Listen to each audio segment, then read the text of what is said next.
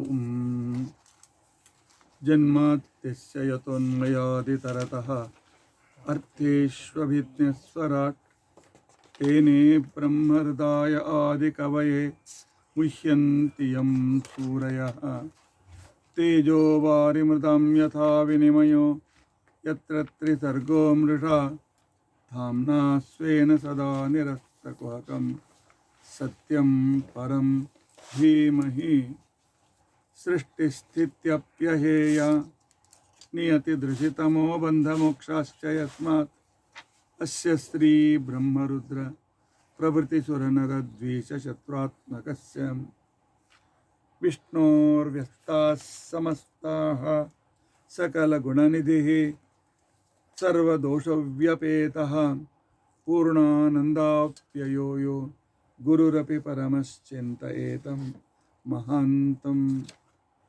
धर्मप्रोज्झितकैतवोऽत्र परमः निर्मत्सराणां सतां वेद्यं वास्तवमत्र वस्तु शिवदं तापत्रयोन्मूलनं श्रीमद्भागवते महामुनिकृते किं वा परैः ईश्वरः सद्यो हृद्यवरुध्यतेऽत्र कृतिभिः शुश्रूषुभिस्तक्षणात् निगमकल्पतरोर्गलितं फलं शुकमुखादमृतद्रवसंयुतं पिबत भागवतं रसम् आलयं मुहुरहो रसिकाः भुवि भावुकाः अभ्रमं भङ्गरहितम् अजडं विमलं सदा आनन्दतीर्थमतुलं भजे तापत्रयापहं भवति यदनुभावादेडमूकोऽपि वाग्मी जडमतिरपि जन्तुर्जायते प्राज्ञमौलिः सकलवचनचेतो देवता भारती सा मम वचसि निधत्तां सन्निधिं मानसे च अस्मत्कुरुसमारम्भां टीकाकृत्पादमध्यगां श्रीमदाचार्यपर्यन्तां वन्दे गुरुपरम्परां विद्यायां विबुधाचार्यं वेदज्ञानाब्धिचन्दिरं दुर्मतध्वान्तमार्ताण्डं सत्यध्यानमुनिं भजे पञ्चाशद्वर्षपर्यन्तं सततं रामपूजकः श्री सत्यप्रमोदगुरुराट् भासतां नो हृदम्बरे बन्धुस्त्वं गुरुरिष्टदैवतमिति त्वत्पादपङ्केरुहं प्राप्तं मां परिपालयेति सततं याचे निबद्धाञ्जलिः चित्तं मद्गुणदोषचिन्तनविधो नूनं मनां मा कृताः श्री सत्यात्मगुरो त्वदङ्घ्रियुगलं हित्वा न मे सद्गतिः यैरहं शुकवत् सम्यक् शिक्षितोऽस्मि कृपालुभिः तान् वन्दे धेनुपाचार्यान् तत्त्वज्ञानार्थसिद्धये श्रीगुरुभ्यो नमः हरिः ओम हरिः ओम हरिः ओम स्वस्तिस्तु असेढसन्मङ्गलानि सन्तु श्लोकैकश्रवणपठनमात्रेण वक्तुश्च श्रोतॄणां निखिलकलिकृतकल्मषापनोदनपटुतरे अद्य श्रीमद्भागवते अष्टमस्कन्धकथा प्रारम्भे सति किञ्चित् पूर्वकथानुवादः। हरिः ओम हरिः ओम हरिः ओम। हरे राम राम राम हरे हरे, हरे कृष्ण कृष्ण कृष्ण हरे हरे, हरे राम राम राम हरे हरे, हरे कृष्ण कृष्ण कृष्ण हरे हरे, हरे राम राम राम हरे हरे, हरे कृष्ण कृष्ण कृष्ण हरे हरे,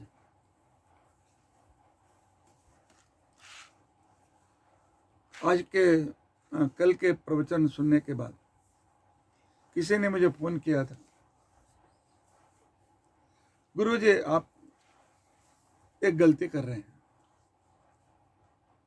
मैंने पूछा क्यों? भागवत अत्यंत मंगलकर ग्रंथ है और श्राद्ध यह अमंगल है। दोनों का आधा आधा कैसे बोलते हैं आप? या तो भागवत बोलिए या तो श्राद्ध के बारे में बताइए।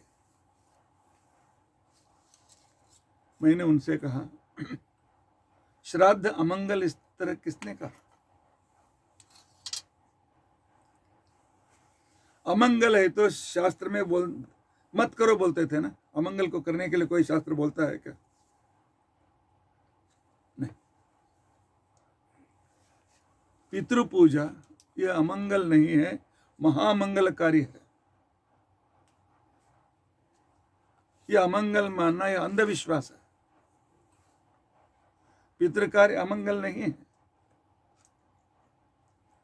और भागवत महालय में, अरे भागवत श्रवण श्राद्ध के समय में भागवत श्रवण अत्यंत पुण्यकारी माना जाता है।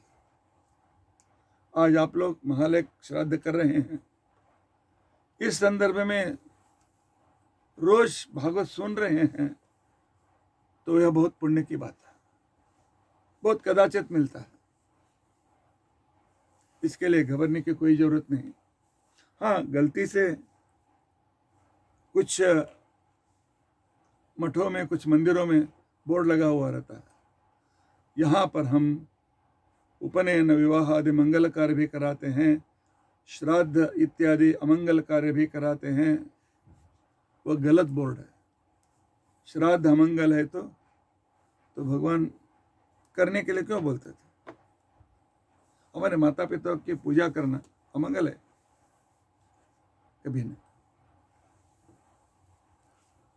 और हम कल के प्रवचन समुद्र मंथन के संदर्भ तक हम पहुंच गए थे। समुद्र मंथन के लिए सभी देवता मंदर पर्वत को उठाने के लिए उसके पास आए और उसे उखाड़ने के लिए हिलाने लगे। कि हिलने के लिए वो पेड़ था। सभी देवता दैत्य कितनी भी शक्ति उन्होंने डाली, लेकिन वे उखाड़ नहीं सके। यदि मथने के लिए मथनी ही नहीं मिलती है तो समुद्र मंथन कैसे करना, किस तरह कर सकते हैं? तब देवताओं ने भगवान की उपासना की, भगवान की प्रार्थना की। उस समय अजित नामक रूप से भगवान प्रकट हुए। विष्णु ही अजित ऐसे दूसरे नाम से वहां पर प्रकट हो गए और उन्होंने अपने बाएं हाथ से उसे उठाया और रख दिया। देखे चलो समुद्र तक। सब देवता दैत्य कोशिश करने लगे। बहुत भार करने के बाद वो आगे नहीं बढ़ा, वो उल्टा गिर गया और उसके नीचे हजारों हजारों असुर मर गए। भगवान को यही कहानी हम समुद्र मंथन के एक निमित्त बना करके असुरों को नीचा दिखा। उनको मालूम होना चाहिए कि हम कितने भगवान के सामने हम कितने दुबले पतले हैं। तब भगवान की प्रार्थना की गई। तब भगवान आए, अपने बाएं हाथ से उसे उठाया, गरुड़ पर रखा। हाँ, सब क्षीर समुद्र के पास आ जाओ कहा और वहां आकर के उन्होंने उसके किनारे पर उस पर्वत को रख दिया। अर्थात पर्वत को उखाड़ने के लिए भगवान की आवश्यकता हुई और उसे यहाँ तक लाने के लिए भी भगवान की आवश्यकता हुई। बाद में उन्होंने बहुत कोशिश करके आहिस्ते आहिस्ते आहिस्ते समुद्र में उस पर्वत को वे ढकल दिया। समुद्र में पर्वत ढकलने से तैरता है। समुद्र में स्वाहा कृष्णार्पणमस्तु, डूब गया। अब क्या करें, कैसे मंथन करें? फिर देवताओं ने भगवान की प्रार्थना की। उस समय भगवान कूर्म नाम से एक कछुए के रूप में उन्होंने अवतार लिया और अपने पीठ पर उस पर्वत को रख करके जितना चाहिए उतना ऊपर तक लेके आए। पीछे उसके नीचे थे कूर्म रूपी भगवान, उनके पीठ के ऊपर मंदर पर्वत। वासुकी आ गया और समुद्र मंथन शुरू हो गया। शुरू होने से पहले इंद्र ने कहा कि आप जाओ पूछ की ओर, हम यहाँ मुंह की ओर जाते हैं। असुर राजा पुरोचन ने कहा, नहीं, हमको क्या आप कमी समझते हैं? हम बाल पकड़ने वाले हैं क्या? हम तो राजा के जैसे हैं, तुम बाल पकड़ो, हम सिर की ओर जाएंगे। इसी को बोलते हैं मूर्खता, प्रेस्टिजियस। देवताओं ने सहर्ष पूछ की ओर गए और ये सिर की ओर। लेकिन वासुकी इतना बड़ा नाक था, उसके श्वास से आग निकलती थी, विष की आग निकलती थी, उसका विष भी भीकर था। तो ये लोग किसी तरह से खींच रहे थे, उनसे उसके मुख से आग से, विष की आग से वो असुरों का शरीर जल गया। ये प्रेस्टिजियस वाले ऐसे ही होते हैं। आजकल बड़ी कंपनियों में बड़े बड़े अधिकारी मीटिंग, तो उसमें उन लोगों को प्रोटोकॉल के लिए क्या करते हैं? सूट, बूट, बनियन, शर्ट, उसके ऊपर कोट, और हवा नहीं जाना चाहिए इसलिए गले में एक रस्सी, उसे क्या बोलते हैं? टाई। अर्थात हम पशु के जैसे ही दिखाने के लिए वो रस्सी होती। और मुंबई की उस गर्मी में तो जहां पर पतला कपड़ा पहनने से ही हमारे पसीने से पूरी तरह गीले हो जाते हैं, फिर भी वैसे समय संकट से ही वो ड्रेस पहने हुए रहते हैं। असुर भी वैसे। लेकिन कुछ समय के बाद उससे जलकर कुछ असुर मरने लगे। देवताओं ने ये किया, कुछ भी नहीं आया। देवता भी थक गए, बैठ गए। असुर भी थक गए, वहीं पर समुद्र के किनारे सो गए। अभी आगे मंथन कौन करेगा? फिर देवताओं ने प्रार्थना की, भगवान सहायता कीजिए। तब अजित नामक भगवान वहां पर आए और वे अपने दोनों हाथों से मंथन करने लगे। अर्थात समुद्र मंथन किसने किया? असुरों ने किया? देवताओं ने किया? नहीं, भगवान ने किया। और उस समय समुद्र से हालाहल विषय ऊपर आ गया, जो पूरे संसार को जलाने लगा।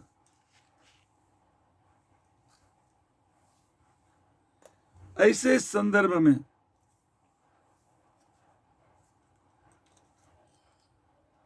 तो सभी लोग उसे देखकर भागने लगे। तब भगवान ने अपने प्रिय पुत्र वायु को भेजा, जाओ उसे शांत करो। तो पूरे विश्व को वायु पीने लगे। वायु के पुत्र थे कैलाशपति शंकर। वे भी सामने आए, पिताजी मुझे भी थोड़ा दीजिए। तो वायु ने एक बूंद हलाल विष हाथ में डाला, अच्छी तरह से उसे घिस घिस करके उसकी शक्ति कमी की और शंकर जी को पीने के लिए दिया। लेकिन उस बूंद को पीते ही शंकर का पूरा शरीर नीला पड़ गया और शिरोवेदना होने लगी। विष की बाधा, विष की बाधा, विष की बाधा भगवान शंकर कहने लगे।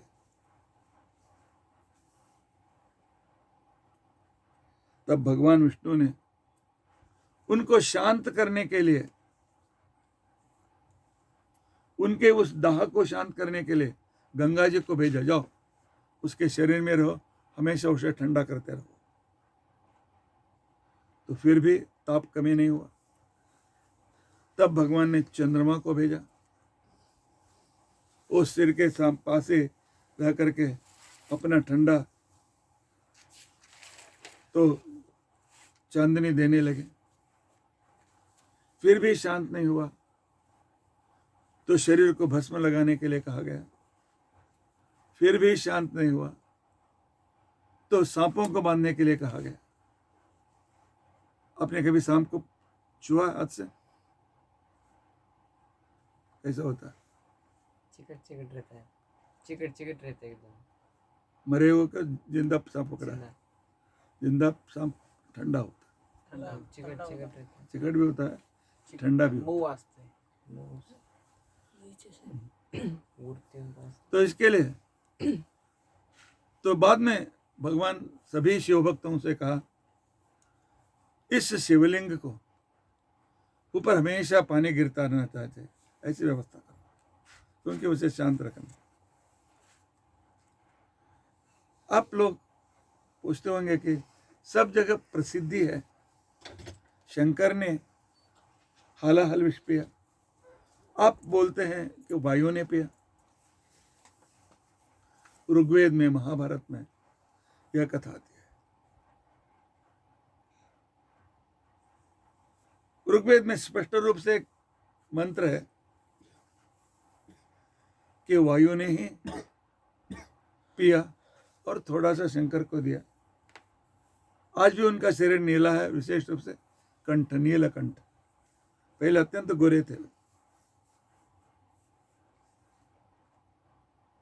तो तब असुर लोग देवताओं के पास आ गए। हमने 50-50 की याद कहा था, पहला 50 तुम ले लो, आज का 50 हमें दे दो। देवताओं ने मन में विचार किया, हमने मंथन कहाँ किया, अभी 50-50 का। हम मंथन करते तो 50-50 का नियम था। तो उसके बाद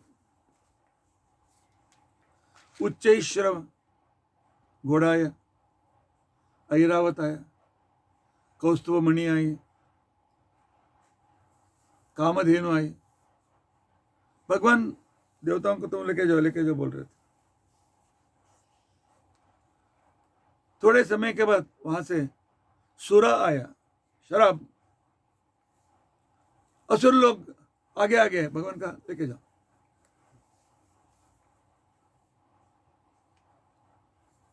और जो भी 14 रत्न में अच्छे थे, भगवान उनको देना शुरू कर दिया। बाद में दरिद्र लक्ष्मी, उसे अलक्ष्मी कहते हैं, अलक्ष्मी की उत्पत्ति हो गई। जो लक्ष्मी हमें दरिद्रता देती है वो अलक्ष्मी। तो असुरों के मुखिया ने कहा, मैं शादी करता हूं, ले जाओ कर लो। वह कली की पत्नी बन गई। उसके बाद स्वयं महालक्ष्मी प्रकट हो गई। महालक्ष्मी जैसे ही प्रकट हुए, उसका सौंदर्य, उसका तेज, उसकी उन लक्ष्मी का तेज, लक्ष्मी के सौंदर्य और विशेषता दे करके मैं शादी करता हूं, मैं शादी करता हूं, मैं शादी करता हूं। लक्ष्मी ने कहा, चुप, मेरी इच्छा है, मैं जिसको चुनती हूं उससे मैं शादी करूं। क्या मैं ही शादी करता हूं, मैं ही शादी करता हूं? क्या मैं मुझे बाजार में रखा गया क्या बेचने के लिए? नहीं, मेरी इच्छा से मैं करूंगी। और लक्ष्मी ने कहा, तुम असुर लोग हमेशा जल्दी मरने वाले हो, वर लेते हो लेकिन मारे जाते हो, बहुत दुष्ट हो, तुमसे मैं शादी नहीं करूंगी। और ये तपस्वी लोग हमेशा ब्रह्मचर्य तपस्या करते रहते हैं, पत्नियों को ध्यान देने के लिए उनको टाइम नहीं है, उनसे शादी नहीं करो। और दूसरी जो देवता हैं उनकी आयु भी उतना दीर्घ नहीं रहता है।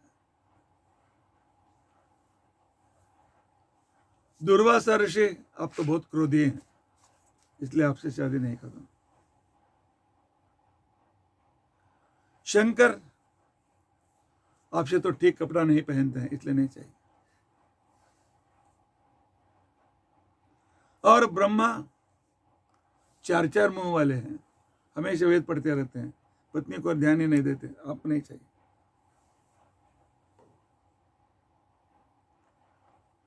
अर्थात दूसरे सभी देवताओं में, ऋषियों में, मुनियों में एक न एक दोष है।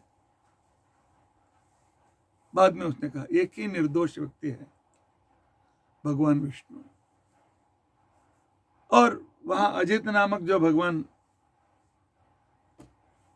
मंथन करने लगे थे, तो उनके गले में उसने माला डाली, लक्ष्मी भगवान की पत्नी हो।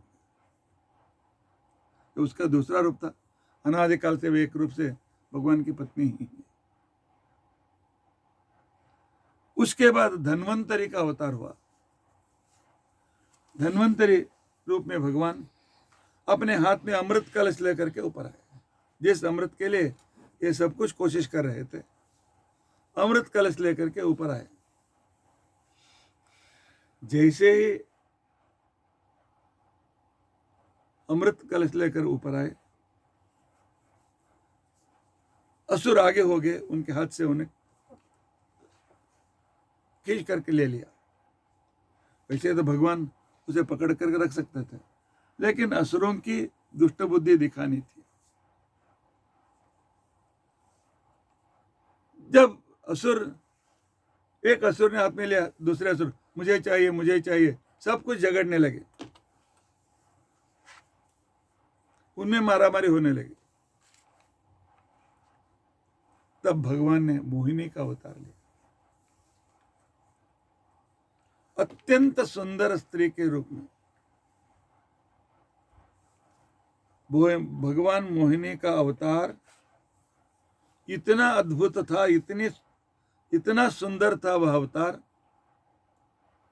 लक्ष्मी भी देख करके लजा गई।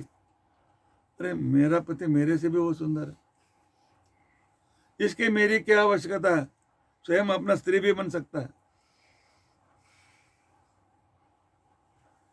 जब असुरों के बीच में वह गई, असुर उसके पास आ गए, सामने अमृत को भूल गए। जो आदमी अज्ञानी होता है वह अमृत को भूल जाता है। भागवत का प्रवचन चल रहा है, लेकिन किसी को कोई दूसरा काम आ गया, वो भागवत तो रोज मिलता है, जाने दो, आज उधर जाऊंगा। इस तरह अमृत को छोड़कर दूसरी जगह जाने वाले अमृत की महत्ता नहीं जानते।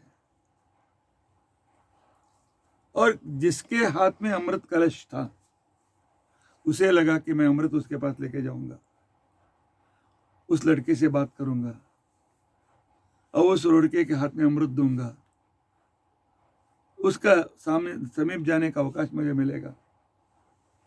जो लड़कियों के पीछे लगे हुए रहते हैं, बस किसी तरह से उसको देखना, उससे बातचीत करना चाहते हैं, उसके पास जाना चाहते हैं, ये सब कुछ नाटक उनका चलता रहता है।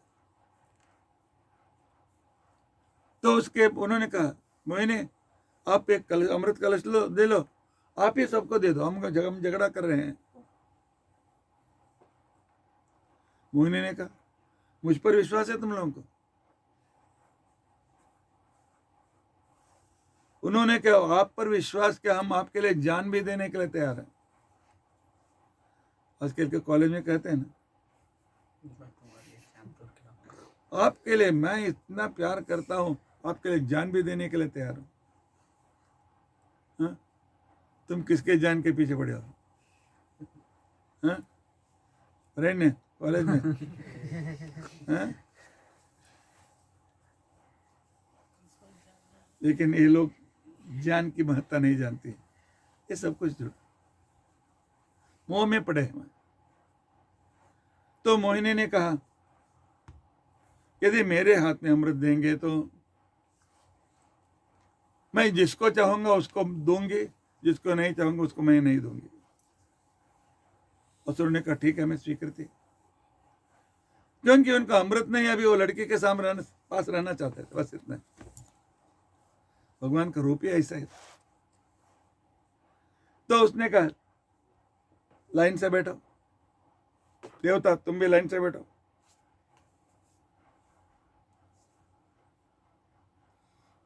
लाइन से बैठ गए सब। तब उसने कहा, तुम असुर लोग, किसी की मूंछ बड़ी है, किसकी दाढ़ी बड़ी है, किसकी आंख लाल है, मैं तुम लोगों से भय लगता है मुझको, आंख बंद करके बैठो। मोह में पड़े हुए व्यक्ति इसी तरह आंख बंद कर देते हैं। आगे क्या परिणाम होगा, कैसा होगा, क्या होगा, सोचते नहीं, उस लड़कियों के पीछे ही जाते हैं। विवेक को भूल जाते हैं, आगे इसका परिणाम क्या होगा सोचते नहीं। भगवान ने उनके मुंह अंगों को बंद कर दिया और देवताओं को परोसने लगे अमृत। उसके बीच में ये राहु नाम का सिम्मिका राक्षसी का लड़का था। उसने आंख खोल करके देखा, अमृत भगवान देवताओं को दे रहे हैं। वह भागते हुए आया, सूर्य और चंद्र के बीच में बैठ करके हाथ आगे किया। भगवान तो सर्वज्ञ थे, सब कुछ जानते थे, इसलिए भगवान ने उनके हाथ में अमृत डाला और वह यहां तक आया था। उस समय भगवान ने चक्र से उसका गला काट दिया। हाथ को अमृत स्पर्श हुआ था, इसलिए नीचे के भाग भी जिंदा रहा, और उसको ओठ तक उसको स्पर्श हुआ था अमृत का, इसलिए सिर भी जिंदा रह गया। आज भी समुद्र में ये यहां से वहां घूम रहे हैं, वही है राहु और केतु। राहु है सिर का भाग और केतु है ध्वज, हाथ इत्यादि धड़ भाग जो है वह।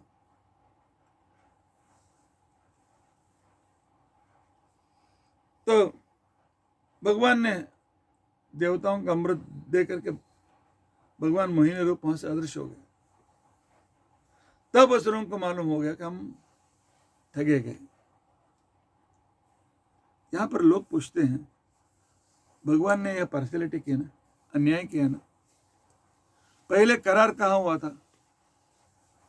50-50, क्यों नहीं दिया? उनको भी अमृत देना चाहिए था ना।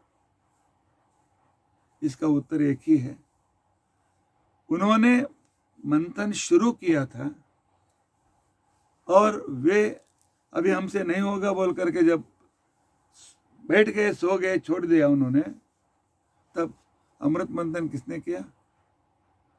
भगवान विष्णु ने किया। जब भगवान विष्णु ने किया तो 50-50 के बाद कहां आती? वही मंथन करने वाला जो आता है, जिसको चाहिए उसको दे देते हैं।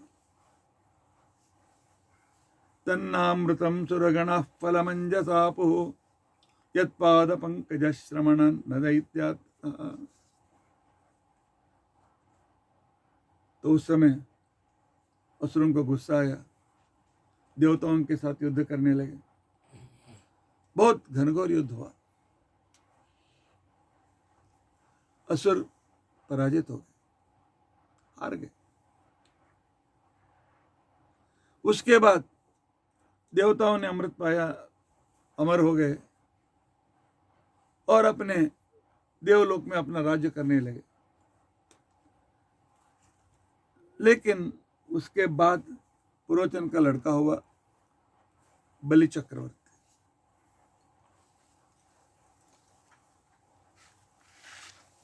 तो उसने बहुत बड़ी तपस्या की और इतना ही नहीं, अपने गुरु शुक्राचार्य जी के पास हो गया। उसने कहा कि आप आशीर्वाद दो, आप आशीर्वाद देंगे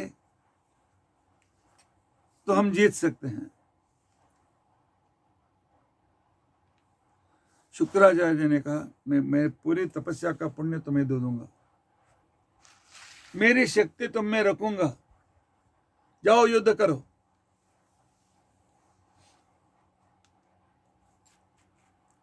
जब असुरों का आक्रमण हुआ, इंद्र ने अपने गुरु से पूछा अब क्या करें। तो बृहस्पति आचार्य ने कहा कि अभी उनके साथ उनका सिर्फ बल नहीं है, तो उनका गुरु का आशीर्वाद भी विशेष रूप से है। इसलिए देवता, आप हारना निश्चित है आप लोगों का, आप युद्ध किए बिना यहां से निकल जाओ, उसको राज्य करने दो। तब बलि पूरे देवलोक का भी राजा बन गया और देवता यहां वहां जगह ढूंढते हुए रिहैबिलिटेशन सेंटर्स देखते हुए घूमने लगे, कहां पर अवकाश मिलेगा, कहां पर अवकाश मिलेगा, क्या करें।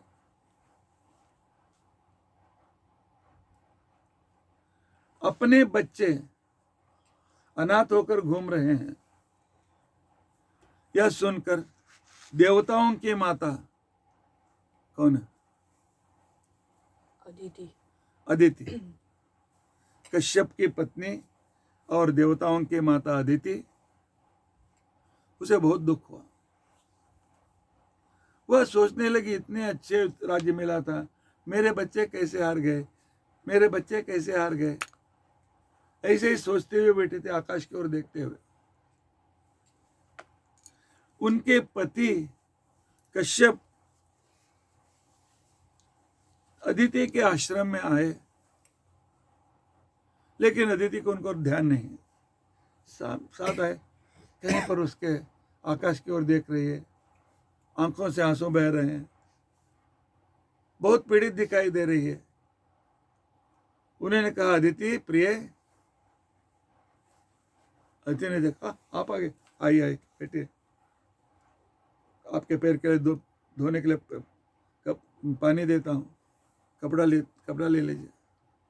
कश्यप ने कहा, ठीक है बैठो, क्यों दुखी हो, हमेशा हंसते रहने वाली तू, हमेशा उत्साह से रहने वाली तू, तुझे क्या हो गया, तुम क्यों दुखी हो, बताओ क्यों दुखी हो। तो तब अदिति ने कहा, मां कभी दुखी होती है, मां उसी समय दुखी होती है जब उसके बच्चे दुख में। कश्यप जी पतिदेव, बलि चक्रवर्ती ने पूरे राज्य पर, देवराज्य पर भी उसने अधिकार कर लिया है, और मेरे बच्चे अनाथ होकर यहां वहां घूम रहे हैं। अभी मेरी गति क्या होगी, मैं क्या करूं, कैसे मैं सुखी हूं। कश्यप महर्षि हंसने लगे। कश्यप महर्षि हंसते हंसते कहा, अदिति, आदमियों के जिंदगी में, जीवों की जिंदगी में कभी हार कभी जय तो आने वाला है, चक्र के जैसे आते हैं जाते हैं, आते हैं जाते हैं। तो इसके लिए कभी राज्य मिलता है, कभी राज्य चला जाता है, कभी देवताओं का विजय होता है, कभी असुरों का विजय होता है। अतः का नहीं नहीं, मेरे बच्चों को राज्य चाहिए, मुझे कोई उपाय बताओ जिससे मेरी इच्छा परिपूर्ण हो। तब कश्यप जी ने कहा, ठीक है, तुम्हें मैं एक व्रत का उपदेश देता हूं। उस व्रत का नाम है पयोव्रत। पयोव्रत, जो व्रत फाल्गुन मास में किया जाता है। फाल्गुन मास के प्रतिपदा से लेकर के द्वादशी तक यह व्रत करना है, सिर्फ दूध पी करके।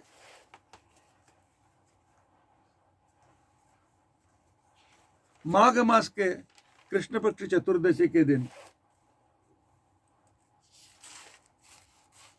गौशाला से मृतिका लेकर आना चाहिए और गाय के सींग को अभिषेक करके उसका पानी भी एक पात्र में लेकर लेना चाहिए और उस पानी को स्नान के कप पानी में डाल करके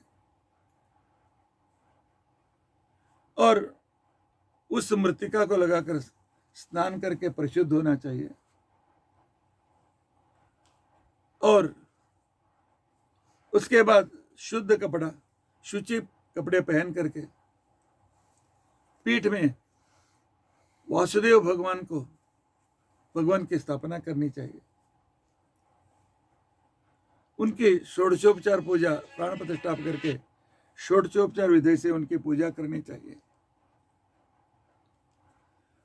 और उनके उद्देश्य से चतुर्दशी के दिन दूध में चावल डाल करके उसे उबाल करके उसका भात बना करके भगवान वासुदेव की पूजा करके वासुदेव को ओम नमो भगवते वासुदेवाय कम से कम 12 आहुति दे देनी चाहिए। उसके बाद अमावस्या के दिन भी, माघ अमावस्या के दिन भी उसी तरह वासुदेव की षोडशोपचार पूजा करनी चाहिए। उस दिन व्रत करने वाले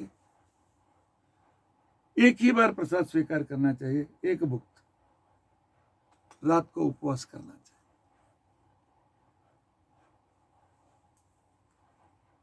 और इस तरह करने के बाद प्रतिपदा से लेकर के उसी वासुदेव का अभिषेक गाय के दूधों से करना चाहिए और वही दूध दिन में 3 बार पी करके व्रत करना चाहिए।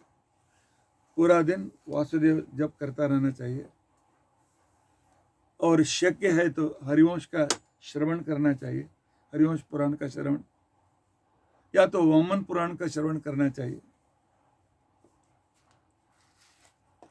और 3 बार स्नान करके 3 बार वासुदेव का तुलसी फूल चढ़ा करके भगवान के स्मरण से दशमी तक दूध, एकादशी पूर्ण उपवास, द्वादशी भी सिर्फ 3 बार दूध लेना चाहिए।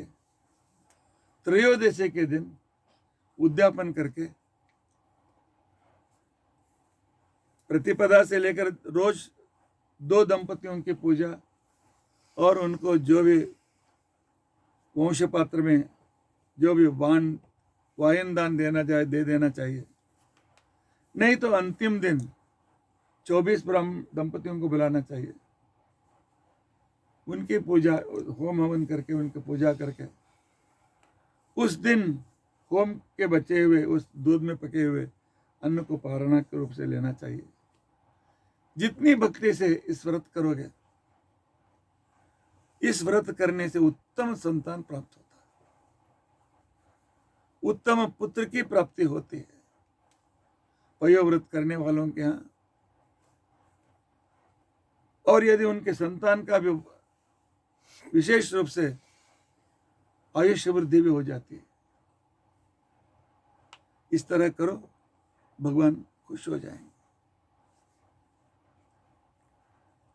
अदिति ने बहुत श्रद्धा से उस पयोव्रत को किया। जब त्रयोदशी के दिन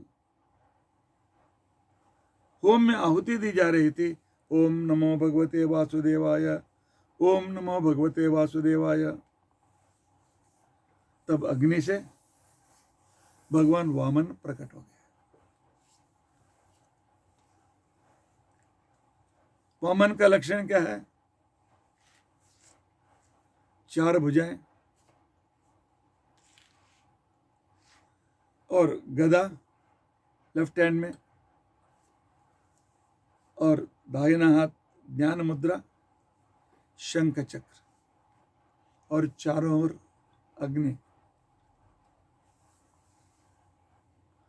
वामन रूपी भगवान का यह चित्रण है, जो हमारे मंदिर में आप भगवान के सामने जो वामन की मूर्ति देखते हो, जो वामन की मूर्ति है। यहाँ लेफ्ट हाथ में गदा है और यह ज्ञान मुद्रा से युक्त है, शंख चक्र चारों ओर आगे की लपटे हैं। तो उन्होंने कहा, क्या व्रत वर चाहिए, बोलो। अदिति ने कहा, आपको मालूम है, अभी आप कहा गए तो आप ही चाहिए, और कोई दो ही के नहीं चाहिए।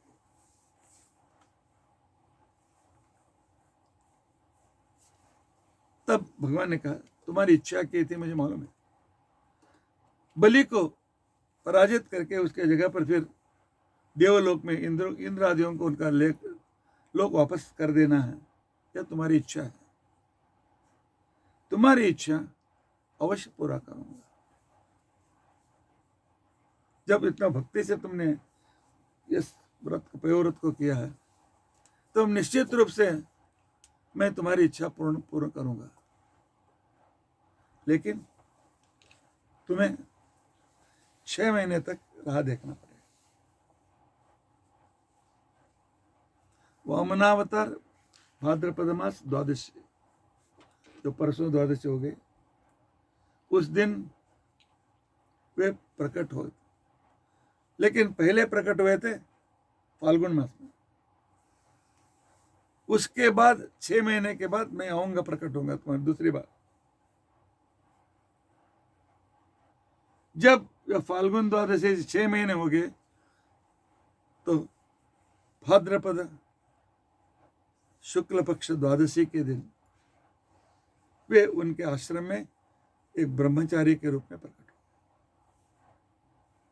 पहले मूल रूप से प्रकट हुए थे। उस समय फाल्गुन में अदिति ने पूछा था, 6 महीने क्यों ले रहे हैं आप? भगवान इतने बड़े हैं, इतनी शक्तिमान है, आप भी तैयारी के लिए आपको 6 महीने चाहिए क्या? बलि चक्रवर्ती को पराजित करने के लिए? भगवान ने क्या, नहीं, यहां पर धर्म संकट है। क्या धर्म संकट है? बलि चक्रवर्ती परम भगवत भक्त, मेरा भक्त है,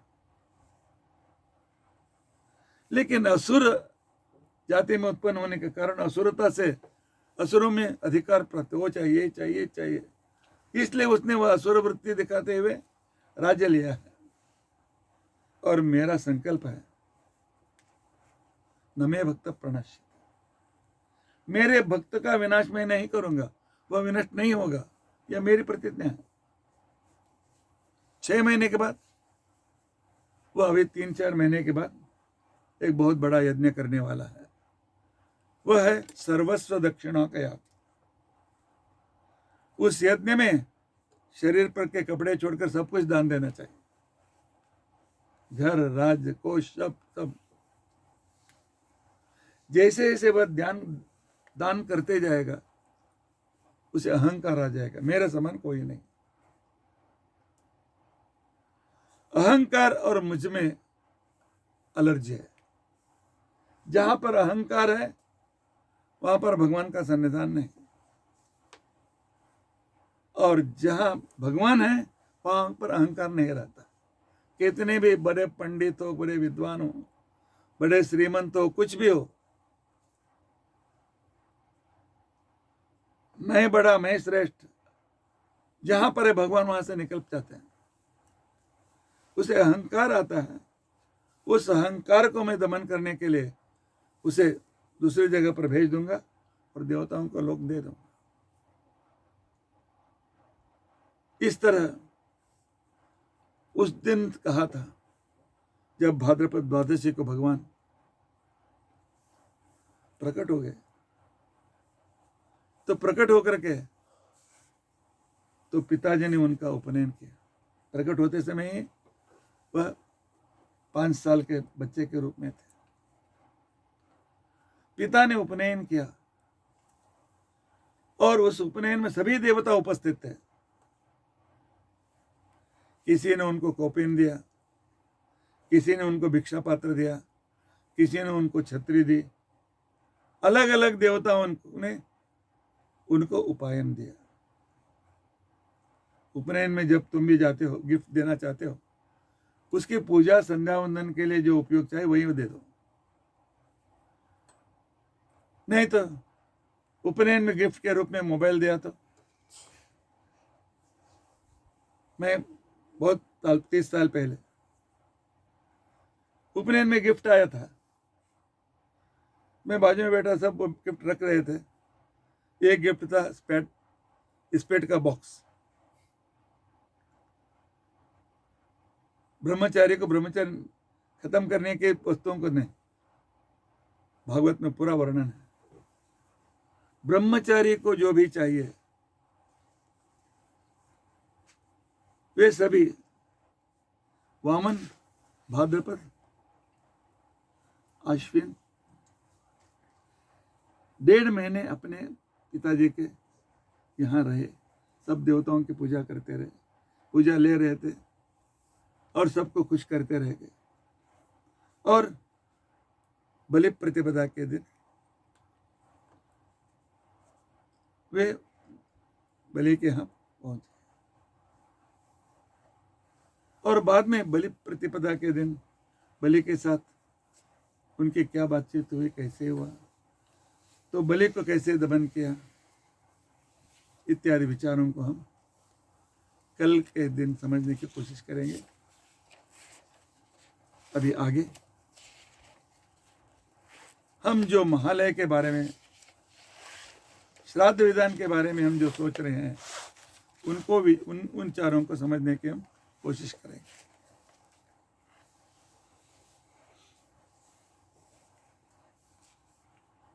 हमने कल तक यह देखा था कि श्राद्ध करना अनिवार्य है, पितृपूजा अनिवार्य है। और महालय किसे कहते हैं तो वह भी मैंने कहा था। महालय वह कहा जाता है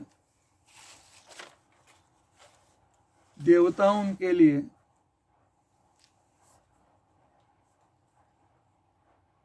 हमारा 1 साल उनके लिए 1 दिन है।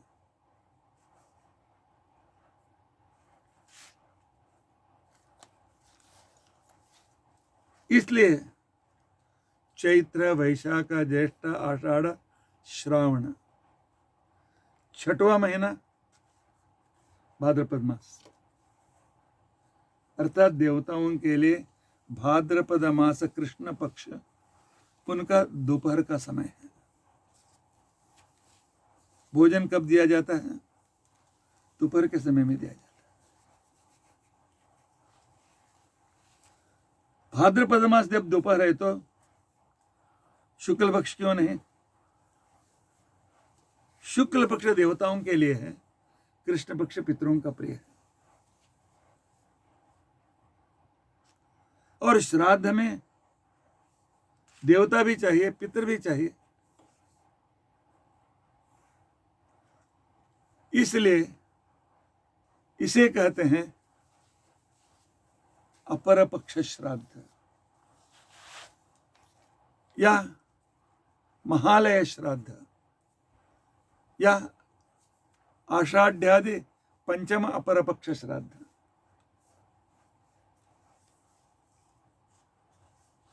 तो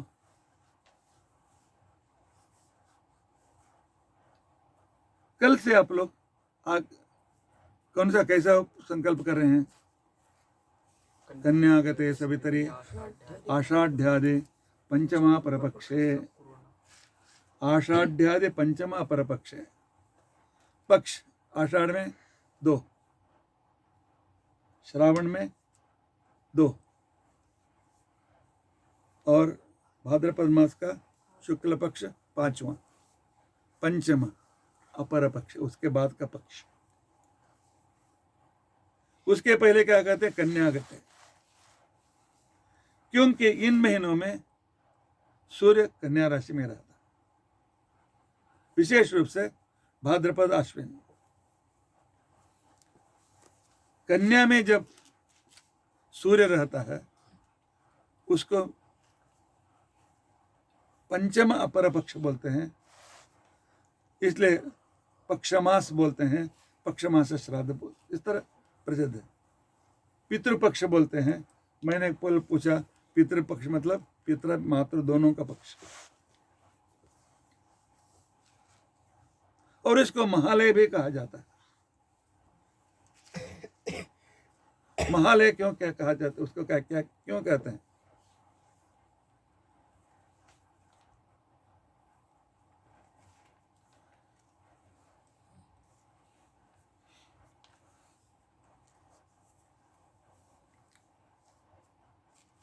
स्मृति मुक्तावली नाम का एक ग्रंथ है।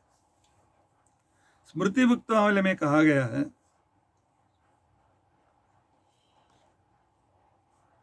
तो हमारे जो पितर यमलोक में गए हुए रहते हैं, या यमलोक में रहते हैं, या नरक में रहते हैं, या स्वर्ग में रहते हैं, या देवलोक में गए हुए रहते हैं, तो उनके लिए यम 1 दिन की छुट्टी उसे दे देते हैं। देवताओं के लिए 1 दिन की छुट्टी का मतलब होता है कि दोपहर का समय, यह भाद्रपद मास का कृष्ण पक्ष, उस समय सभी हमारे पितर अपने अपने पुत्रों के या बंधुओं के घर में जाना चाहते हैं, लेकिन हम जो मनुष्य हैं, जीव हैं, हम मनुष्य जीव निरंश जीव हैं। हम के लिए दूसरा अंश नहीं है।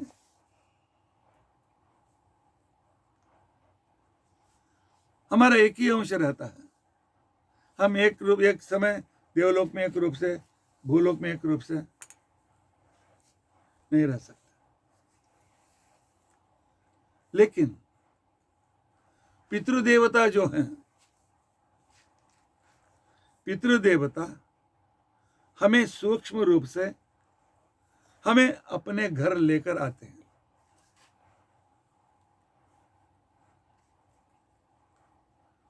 प्रति संवत्सर श्राद्ध में या मासिक श्राद्ध में हमारे पितर नहीं आते हैं। उस समय सिर्फ पितृदेवता आते हैं। लेकिन महालय में पितृदेवता एक अंश रूप से हमें साथ में लेकर आते हैं। यह विवरण हरिकथामृतसार का व्याख्यान शंकरशरण वडेर के आख्यान में उन्हें प्रमाण देकर के कहा है, पितृदेवता जीवों को लेकर के तो उनके पुत्रों के घर, संबंधियों के घर आते हैं।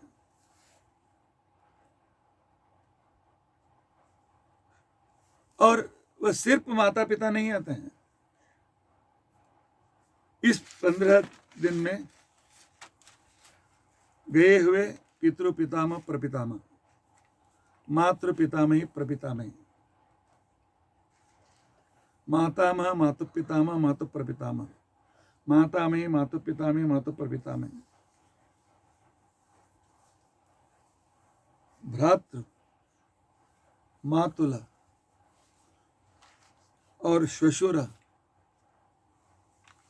पितृव्य, काका, चाचा इत्यादि। अपत्नीक है तो अपत्नीक, सपत्नीक है तो सपत्नीक। और उसके बाद पितृ, मौसी, बुआ, पिता की बहनें अपने पतियों के साथ, अपने पुत्रों के साथ, जो भी गए हैं, रहने वालों को लेकर नहीं आते हैं। और इतना ही नहीं, हमारे ससुर और हमारे भगिनियों के पिता, भगिनियों के पति, भगिनी पति, जिनको शाल कहते हैं। और उसके बाद हमारे शिष्य, हमारे गुरु, हमारे आचार्य, ये सभी हमारे घर को आते हैं हम देने वाले श्राद्ध को स्वीकार करने के लिए। वैसे तो महालय शब्द ये जैनों का शब्द है। महान श्रमणानाम आलयः महालय, क्योंकि चातुर्मास में हर तरह के अनेक जैन मुनि आकर के एक जगह पर चातुर्मास में बैठ जाते हैं। इसलिए तो जैन आलय को, जिसे चैत्य भी कहते हैं, उसको महालय कहा जाता है। और पुराणों में भी वो उन्होंने पुराणों से लिया है इस शब्द को। अनेक देवता, अनेक पितृलोक हमारे घर को आते हैं, इसलिए ये दिन महालय कहा जाता है। इसको महालय श्राद्ध, सिर्फ 3 पितरों का श्राद्ध नहीं, सभी पितरों का श्राद्ध आते हैं। दिखते के नहीं है, तो सभी पितृ, उनको काम रूप दिया जाता है उनको, अर्थात अपने इच्छा के अनुसार वे रूप लेकर के रहते हैं, इसलिए हमें आंखों से दिखाई नहीं देते। अर्थात अपने बंधुओं के, जैसे वंशवाहिनी बंधु बोलते हैं, अपने वंश को आगे बढ़ाने वाले उस पुत्र या पौत्र के घर में सब आ जाते हैं।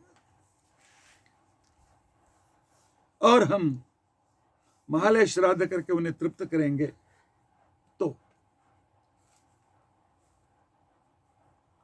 वे हमें क्या देते हैं? धर्मशास्त्र कहता है, पुत्रान आयुः तथा आरोग्यम ऐश्वर्यम अतुलम तथा प्राप्नोति पंचमे दत्वा श्राद्धम कामान सुपुष्कलान। कार्ष्णाजन स्मृति कहती है, वे हमें संतान देते हैं, हमारे आयु को बढ़ाते हैं, आरोग्य देते हैं और भरपूर पैसे, संपत्ति, ऐश्वर्य देते हैं और हमारे सभी इच्छाएं पूर्ण करते हैं। पुत्रान आयुः तथा आरोग्यम ऐश्वर्यम अतुलम तथा प्राप्नोति पंचमे दत्वा श्राद्धम कामान सुपुष्कलान।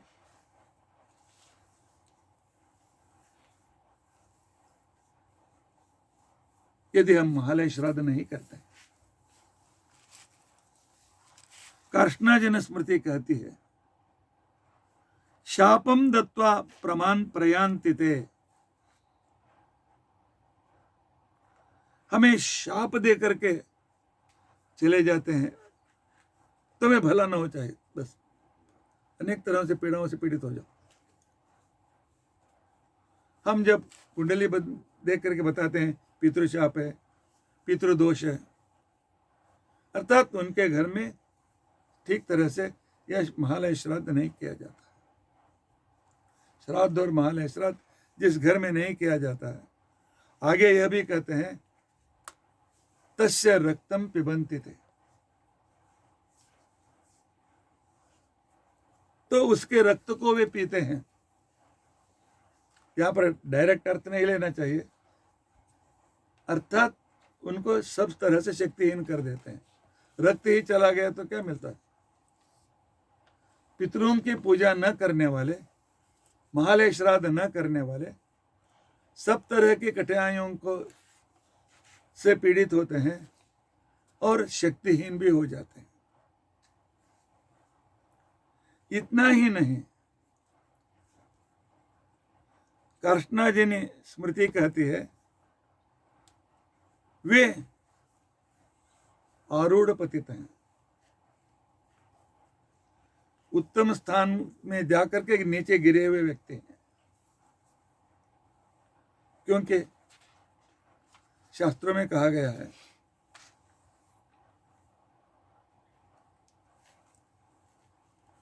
तत्र जन्म शतकोटिषु मानवत्वम, कोटि जन्मों के बाद मनुष्य जन्म मिलता है। तत्रापि जन्म शतकोटिषु ब्राह्मणत्वम, मानव में भी कोटि जन्मों के बाद ब्राह्मण जन्म मिलता है।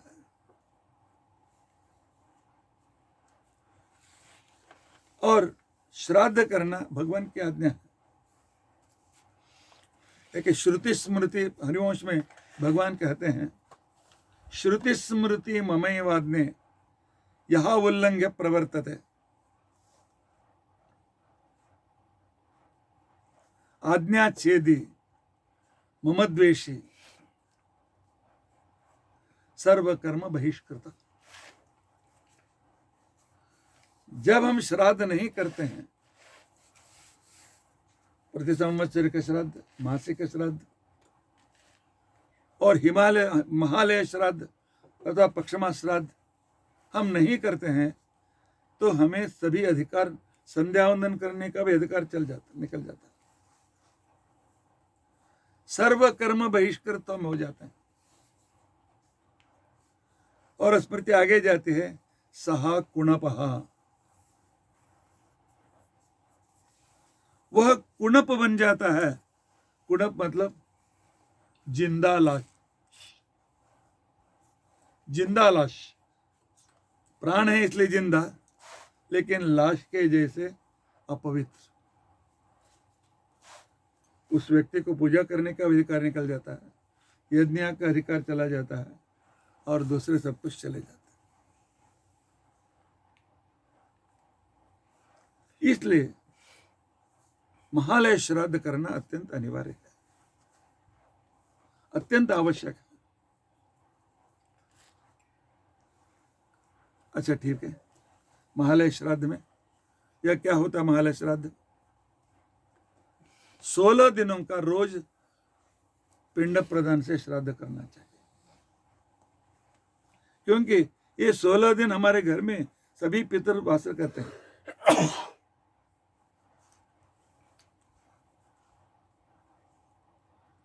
हमारे घर को इतने सभी बड़े, हमारे सभी पितृ लोग आ गए हैं हमारे घर में, वीआईपी लोग आए हैं।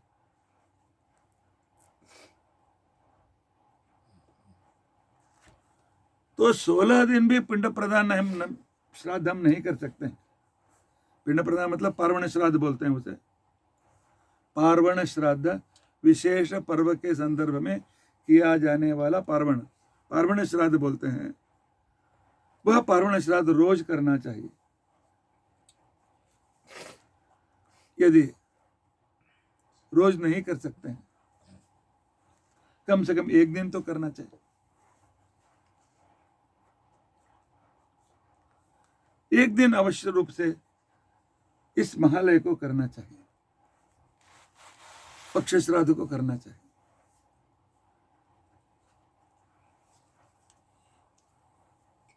एक दिन के करने के श्राद्ध को उसे सकृत ऐसा शब्द आता है। तुम लोग श्राद्ध करते समय क्या संकल्प करते हो? कन्यागते सवितरे आषाढ़्यादे पंचमा परपक्षे सकरन महालय श्राद्धम। सकरन महात्मा एक दिन का महालय श्राद्ध मैं करता हूं। श्राद्ध करने वालों को अर्थ ही मालूम नहीं है तो क्या फायदा, ऐसे बैठ के बोल दिया, ऐसा नहीं। एक दिन करना है तो किस दिन करना है? 16 दिन में एक दिन करना है तो किस दिन करना अत्यंत आवश्यक है।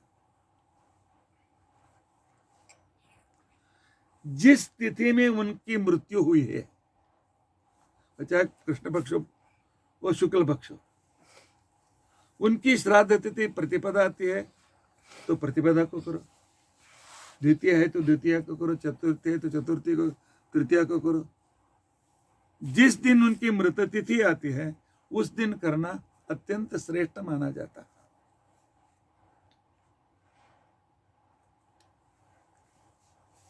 लेकिन 16 दिनों में कोई दिन करने का जब अनुकूलता है, उस दिन रजा नहीं मिला, किसी एक दिन करना है तो मन में उस दिन नहीं कर सकते हैं, उसके लिए कुछ नियम है। पुरोहितों को सब जानना अत्यंत आवश्यक है। नंदा तिथि में श्राद्ध निषिद्ध है।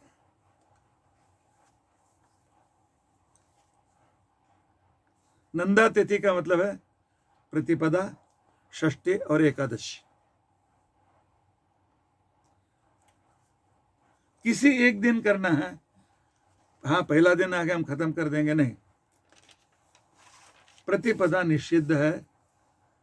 जिनके लिए प्रतिपदा के दिन उनके पिता नहीं गए हैं, दूसरे तिथियों में गए हैं, उनके लिए प्रतिपदा निषिद्ध है, षष्ठी निषिद्ध है और एकादशी निषिद्ध है।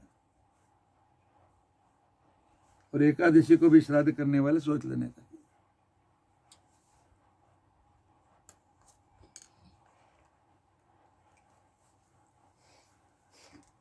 और शुक्रवार निषिद्ध है।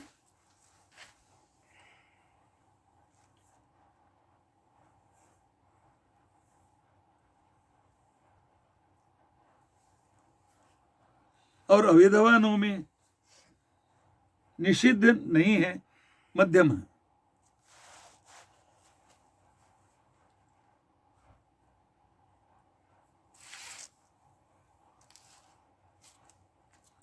और चतुर्दशी निषिद्ध है।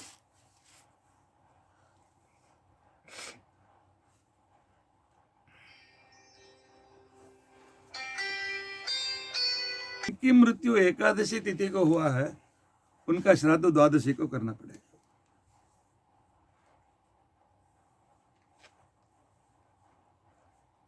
और श्रेष्ठ तिथियां किसी एक दिन करना है तो उनमें श्रेष्ठ तिथियां हैं द्वितीया, तृतीया, चतुर्थी, क्योंकि उस समय में भरणी नक्षत्र आने का संदर्भ ज्यादा है। द्वितीया, तृतीया, चतुर्थी, भाद्रपद कृष्ण पक्ष द्वितीया, तृतीया, चतुर्थी में भरणी नक्षत्र जिस दिन होता है बहुत श्रेष्ठ माना जाता है, क्योंकि भरणी नक्षत्र का स्वामी यमधर्मराज है। तो इसके लिए स्वयं यम होने के कारण वह तृप्त होकर के हमें आशीर्वाद देते हैं।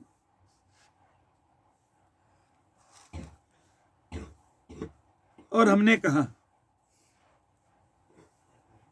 कि शुक्रवार निषिद्ध है, बोला, लेकिन शुक्रवार के दिन भरणी नक्षत्र आया तो द्वितीया, तृतीया, चतुर्थी भरणी नक्षत्र आया तो उस दिन शुक्रवार आया तो भी कर सकते।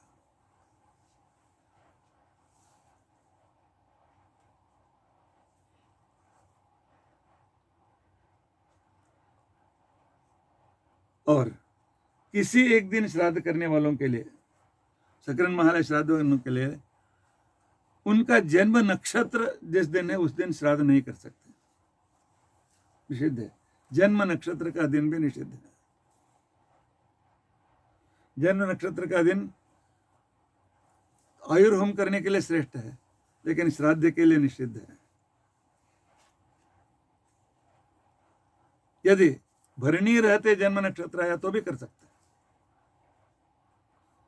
द्वितीय तृतीय चतुर्थी भरणी नक्षत्र के दिन जन्म नक्षत्र है, फिर भी कर सकते हैं।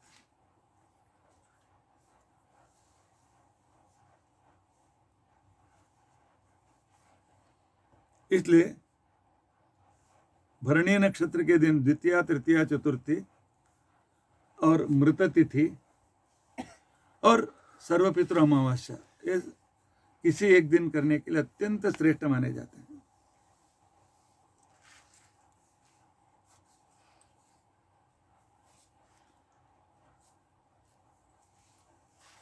उसके साथ जिस दिन रोहिणी है, रेवती है, मघा है, उस दिन भी महालय सकरन महालय श्राद्ध निषिद्ध है। रोहिणी, रेवती, मघा,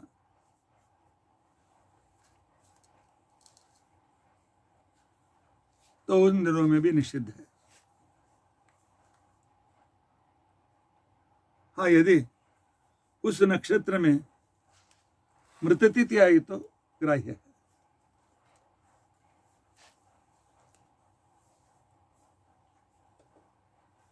इसके बाद हम आते हैं अविधवा नवमी श्राद्ध। अर्थात तुम लोग जब लोग फोन करते हैं या आते हैं हमें किस दिन करना है, तो ये सब कुछ देख करके हाँ या ना बोलना चाहिए। यह जानना अत्यंत आवश्यक है। और इसके बाद संदर्भ आता है अविधवा नवमी श्राद्ध।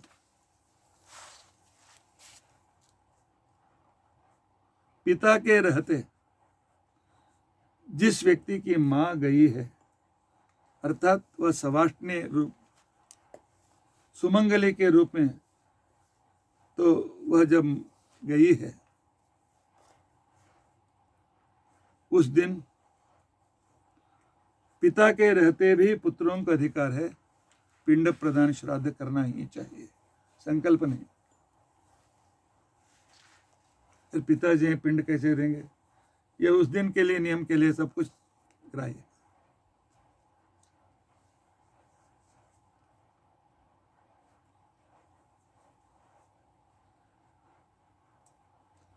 उसके बाद एक समस्या यहां पर है।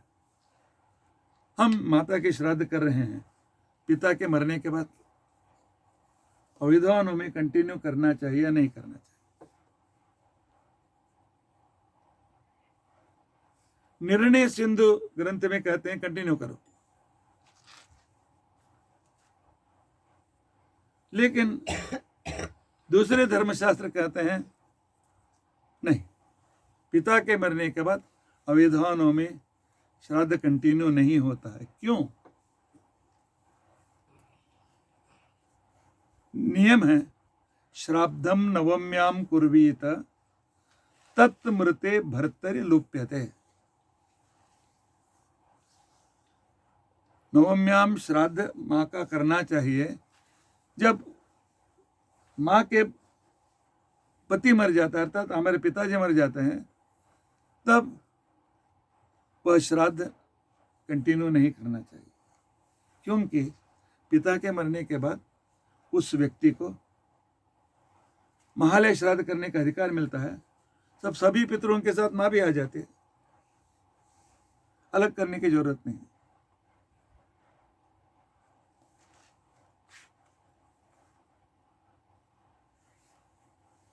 और दूसरे श्राद्धों में सुमंगली को बुलाना निषिद्ध है, लेकिन अविधवा नवमी के श्राद्ध में ब्राह्मण के साथ उसकी पत्नी को भी या किसी सुमंगली को बुलाना अनिवार्य है। 5 या कम से कम 1 या 2 को बुला करके उनके वस्त्र इत्यादियों से और वायन दान इत्यादियों से उन्हें खुश करना बहुत अत्यंत आवश्यक है।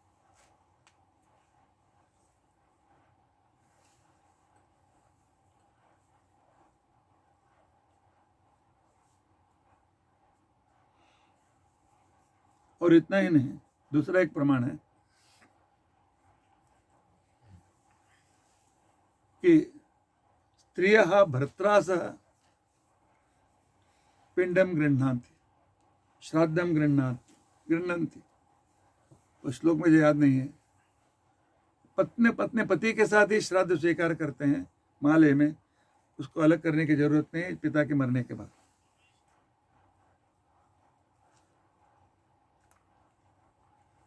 इसके साथ और भी एक नियम है,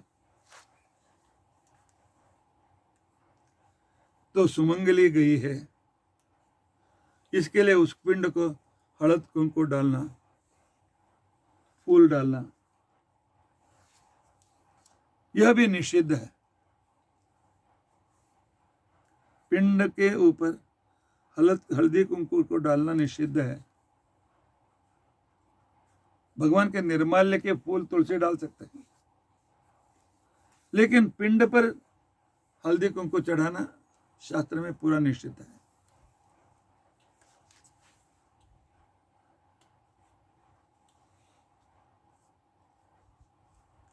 और द्वादशी, इसको यति द्वादशी बोलते हैं। जिनके पिताजी संन्यास ले चुके हैं और इसको दूसरा नाम भी है पतित द्वादशी।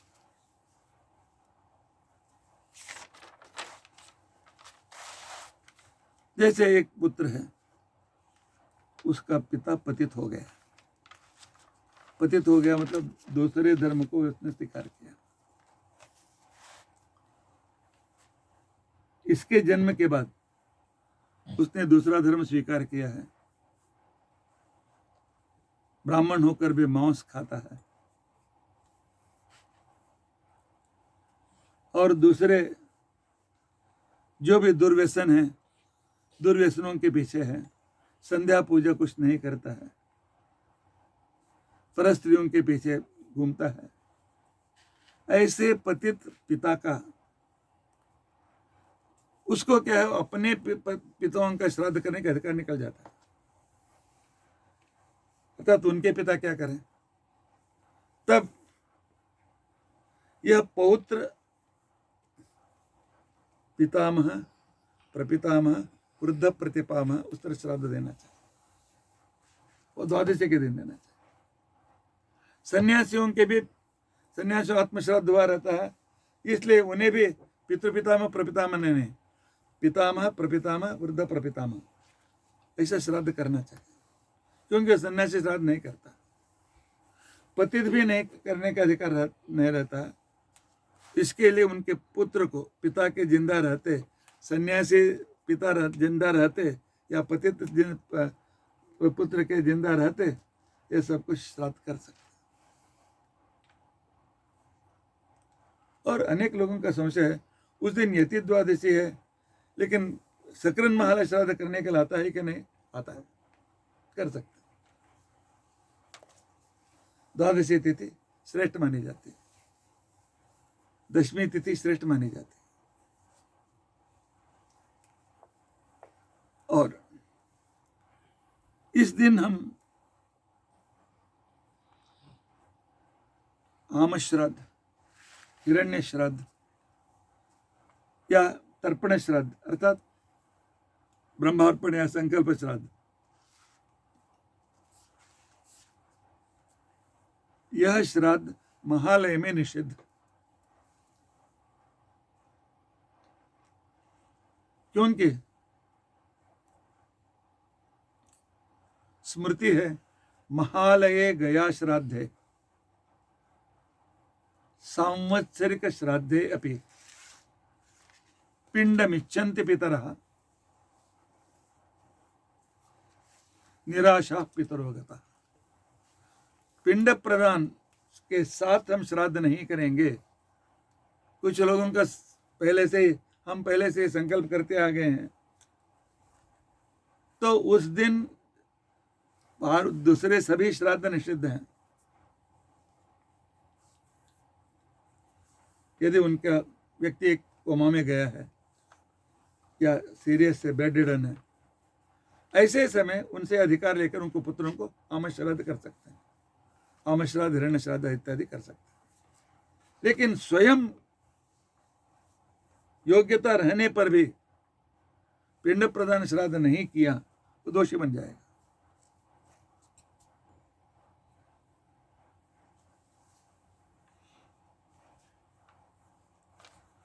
और अभी 16 दिनों का श्राद्ध है, हम एक ही दिन करते हैं या दूसरे दिन उनको उपवास रखना है, क्योंकि सब उस दिन आए रहते हैं 16 दिनों तक। तो उस समय में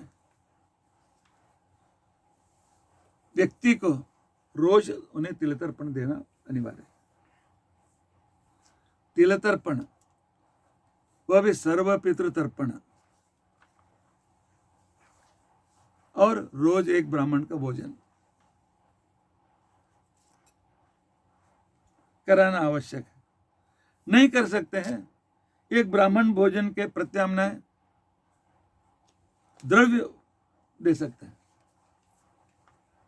लेकिन सकरन महालय श्राद्ध करने वालों को भी रोज तिलतर्पण और विप्र भोजन करना अत्यंत आवश्यक है।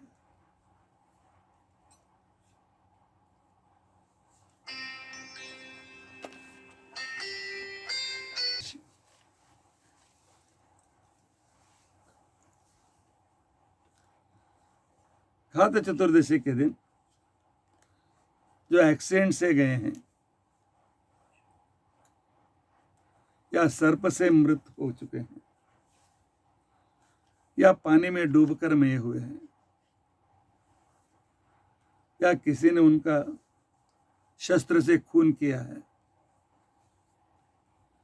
उनके लिए उनका श्राद्ध आज के दिन करना चाहिए। लोगाक्षी स्मृति कहती है।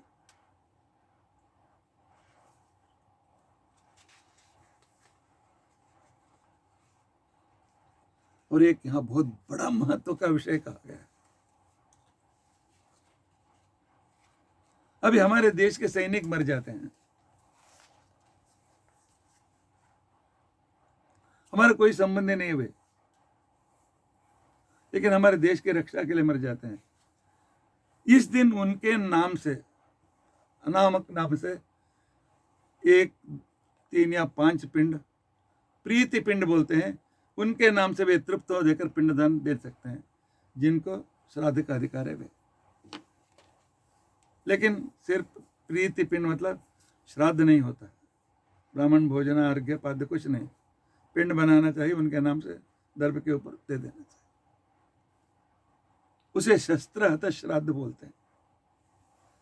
अर्थात सैनिकों के पितृ हो, पुत्र हो या ना हो, लेकिन वे हमारे देश के लिए उन्होंने अपना प्राण का बलिदान दिया है, तो उनको प्रीति पिंड, प्रीति रूप पिंड हम दे सकते हैं।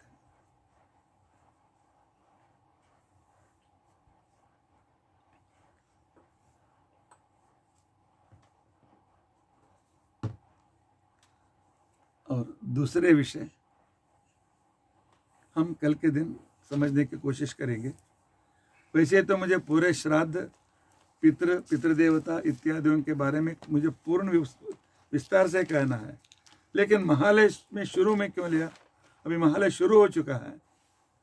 जो करना चाहते हैं तो इन नियमों को समझ करके करेंगे तो श्रद्धा से हम कर सकते हैं। इसलिए कल एक दिन वैसा थोड़ा समय महालय का होगा, बाद में हम कॉमन श्राद्ध से शुरू करके विस्तार रूप से श्राद्ध, श्राद्ध विधि, अधिकारी इत्यादियों को समझने की कोशिश करेंगे।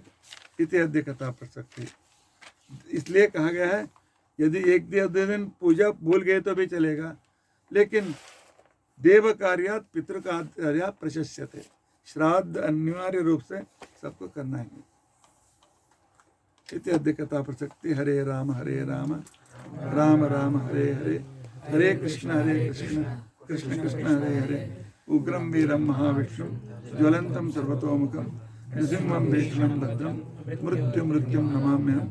अच्युतानंत गोविंद स्मृतिमात्रात्यनाशन रोगान्मे नाशयाशेषान् आशु धन्वन्तरे हरे अक्षयं कर्म यस्मिन् परे स्वर्पितं प्रक्षयं यान्ति दुःखानि यन्नामतः अक्षरो योजनः सर्वदेवामृतः कुक्षिगं यस्य विश्वं सदा जातिकं प्रीणयामो वासुदेवं देवता मंडलाखंड।